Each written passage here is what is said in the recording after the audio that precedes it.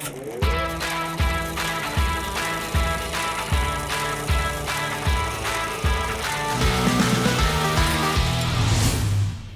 Skull Island, the second installment of the Monster Cinematic Universe, starring Tom Hiddleston, Samuel L. Jackson, John Goodman, Brie Larson, and a few other people. So if you haven't already seen Skull Island, stop what you're doing and go see it, because there will be spoilers. And then you can come back after and we'll talk. The year is 1971, and a team of scientists led by John Goodman and Corey Hawkins, accompanied by Tom Hiddleston and Samuel L. Jackson and his team, traveled to this mysterious island known as Skull Island. It's the last remaining blank spot on the map, and they go there to explore it and basically prove that monsters exist, and they start dropping bombs, and all hell breaks loose when Kong kind of gets angry at them, and there's a big fight that happens, and a lot happens, and yet nothing does. You would think that a movie called Kong would have more Kong in it, but really it was a lot of just small things zooming in on other things and faces of people looking at other things. There's too many characters in this movie to really get a sense of the main character. I mean, we're supposed to think that Tom Hiddleston is the main character, but we really don't spend that much time with him. I feel like we spend more time with Samuel L. Jackson's character because he is given the most development. He's a soldier looking for a worthy adversary, and a day before him and his men are supposed to go home to America after fighting in Vietnam, they are asked if they want to go on this adventure with John Goodman and everybody. And without hesitation, Samuel Jackson's character agrees to it, and his men aren't very happy about that. And those guys, his soldiers, his men, they are given a lot of screen time as well. So it's too many characters in a movie that's supposed to be about Kong, King Kong.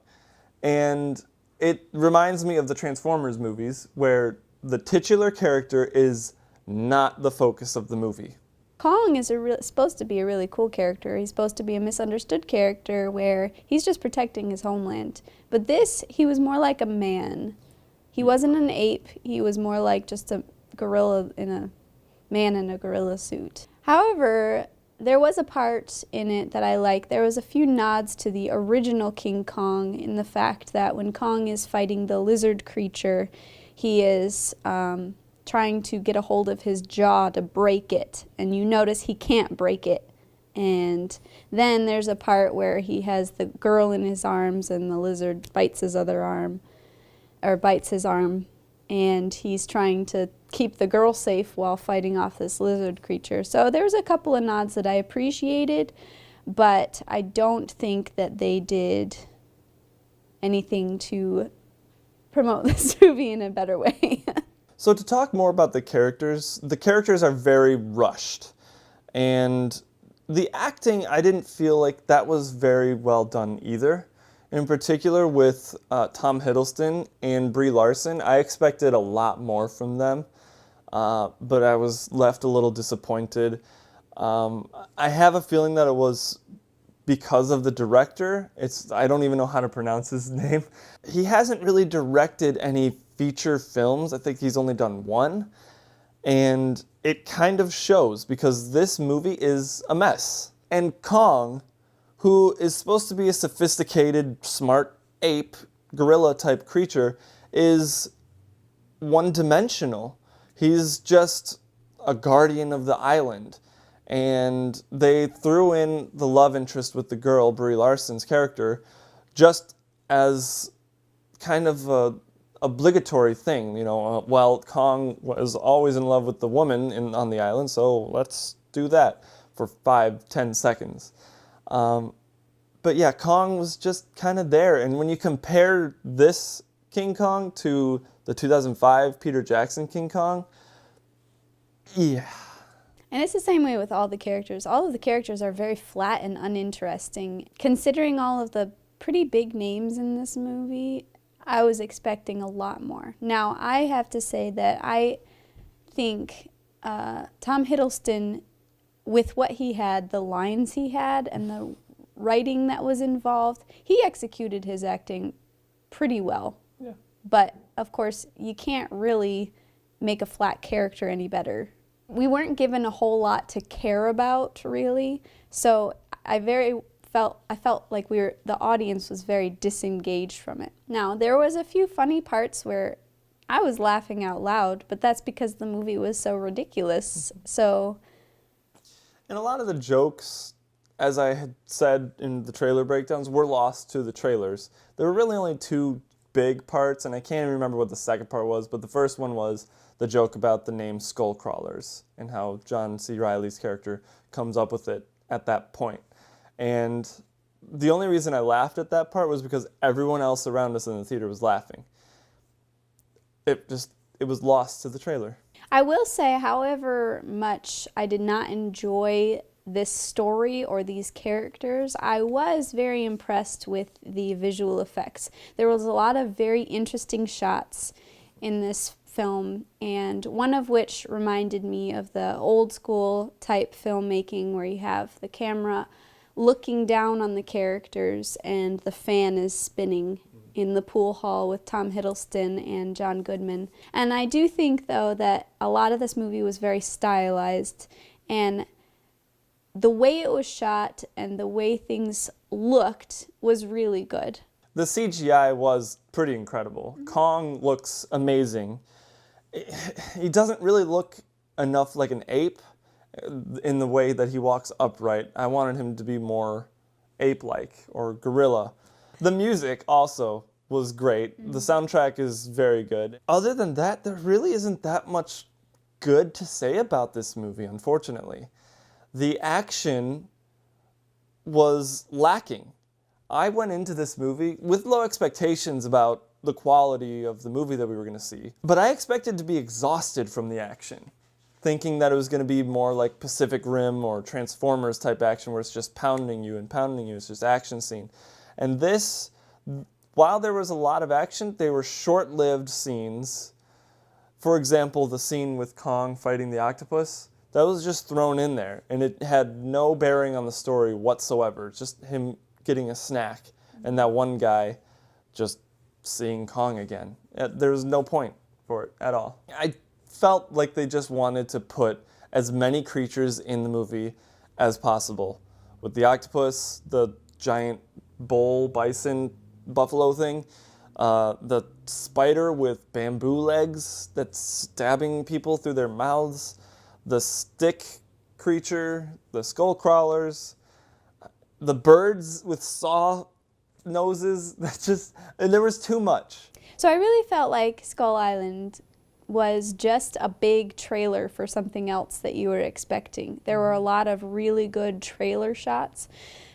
For example, when they're dropping the bombs and Kong stands up in front of the explosions and he's coming up, you're like, oh, whoa, that's really cool. And then you just, oh, that was it. Okay, all right, cool. Oh, yeah, let's have Tom Hiddleston put a gas mask on and run through this blue-green thing and slicing birds with a samurai sword, and that'll look really, really cool. And it did look really cool, but then you're like, wait, he's taking the gas mask off and he's still in the gas. What is he doing? Another thing is, a lot of movies do this, and it drives me nuts. In the previews, in the posters, they have the title in a certain font or style. This one has Kong Skull Island in all thick, bold letters. And then in the movie, you just get this like scratched paint look. And I don't know, that's something that always bothers me. The Avengers did that. Avengers had this cool logo with the A and the arrow through it, and then the movie, you just get these tilted 3D letters. And that's all. In the movie, you know he's going to have to grab the girl at some point. Mm-hmm. And so she gets knocked off this rock thing, because it wasn't really a hill, it was a rock. She falls into the water and is sinking as King Kong is fighting the skull crawler, and then Kong's gigantic hand coming and grabbing her out of the water, and then you realize how tiny she really is, like, compared to him. And he's like, could just little Tom Thumb, like, it's gonna crush her if he does anything. And the scale was a little off. I was like, is he really that big? Well, it's funny because at the end of that fight scene, he puts his hand down, like to set her on the ground, but she's tiny unconscious. in his hand. It's like, She's is he unconscious. Gonna just flip her over, or is he gonna like, she's like a little, scrape her off onto the ground? She's a little she's bug. Still unconscious on the ground, and she looks comfortable. Like, I don't that think is, he could of course, do that. until He doesn't have that fine of motor skills for that tiny of a thing Yeah. compared to him without crushing her. So the ending was very anticlimactic. They end up, through the whole movie, they're trying to get to the North Shore where the restocking crew is going to come through the storms and meet them on the other side of the island. So they make it there, but Kong is also there. And Kong kind of does this little nod to the humans. Like, go on. You're fine. good to go. I trust you now. And then it goes with the helicopters coming, and then it goes to the reflection of the helicopters in Kong's eye, and he's looking a little angry, like, okay, we're gonna do this again. Yeah, like, what have let's you guys just done? crash the other hates helicopters. What is going on? You're So never getting off this island. You're not really sure if they made it off the island. I would assume so. Yeah. We actually do know that they come back because during the credits, John C. Reilly's character comes home to his wife and son, who he hasn't seen for 28 years. And it's during the credits in like a home movie type of way. And you're just kind of like, yeah, it's touching, but it's during the credits. So it kind of loses all of that. Oh, because there's words scrolling up the screen, and the emotional impact was taken away by it being during the credits. So in the post-credit scene, we see fresh off the boat kind of thing where Tom Hiddleston and Brie Larson are in this interrogation room talking to the two-way mirror. And he mentions the island, like, we get it, we're never going to talk about the island. And then Corey Hawkins' character comes in and is like, island? And they blatantly connect it with, oh, we're going to look for more monsters. And then you get the whole Godzilla vibe. So you're like, oh, they're just going to go right into this, huh? All right, let's do this. It's the post-credits scene that you kind of expect when they're building a cinematic universe, like they did with all the Marvel movies. In Iron Man, you get Samuel Jackson saying, you've just entered a whole bigger universe. I'm here to talk to you about the Avengers Initiative. This one's like, there are more monsters in this world, and we're going to find them. And it was a little too heavy-handed. And then they show, 2 or 3 images of Godzilla as like a cave painting or something. And then at the very end, it goes dark, and you get the Godzilla roar. It's like, okay, we got it. Before that, we As knew if what the was pictures happening. of Godzilla weren't enough. Yeah. Here's the sound for you. They might as well have just said, and here's a picture of what we call Godzilla. Overall, I was disappointed with this movie. My expectations were pretty low to begin with, but the action just didn't live up to the hype. We were getting all these trailers that kept releasing, and they're like, Kong is king, and it's like, okay, we get it, but we didn't really get to see that much of Kong in this movie.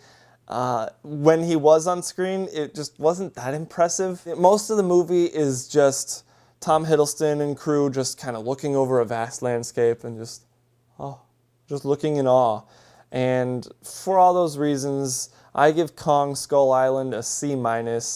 There's not that much to redeem this movie other than the CGI and the music.